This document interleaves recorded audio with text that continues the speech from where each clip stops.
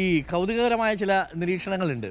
അതായത് ഇപ്പോൾ neck to neck ഫൈറ്റാണ് അതിലൊരു 7 ഏജൻസികൾ പ്രവചിച്ചിരിക്കുന്നത്. കാര്യം 70 സീറ്റ് വരെ നേടാം ഈ മിനിമം യു ഡി എഫിന്, അതുപോലെ 68 സീറ്റുകൾ വരെ യു ഡി എഫിന് എൽ ഡി എഫിന് കിട്ടിയേക്കാം എന്നുള്ളതാണ്. 69-69 രണ്ടുമാണ് വരുന്നതെങ്കിൽ എന്തായിരിക്കും കേരളത്തിൻ്റെ ഒരു അവസ്ഥ, ശ്രീ പി കെ കൃഷ്ണദാസ്? അല്ല, അത് സ്വാഭാവികമായിട്ടും അതൊരു തൂക്ക് നിയമസഭയിലേക്കാണ് പോവുക. ഞങ്ങൾ ഇക്കാര്യം നേരത്തെ ഇക്കാര്യം പിന്നെ പലപ്പോഴായിട്ട് സൂചിപ്പിച്ചിരുന്നു.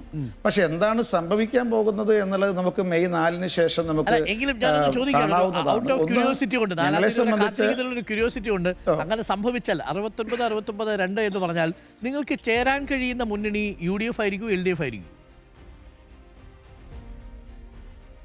അല്ല, അതിന് ഞാനൊരു കാര്യം പറയുന്നത്, ഒന്ന് മെയ് 4-ന് ശേഷം തീരുമാനിക്കുക എന്നുള്ളത്. മറ്റൊന്ന്, ഈ ആദർശവും മൂല്യങ്ങളൊക്കെ ഞങ്ങൾ മുറുകെ പിടിക്കും. അതോടൊപ്പം തന്നെ അറിയാലോ അങ്ങേക്ക്, സാധ്യതയുടെ കലയാണ് രാഷ്ട്രീയം.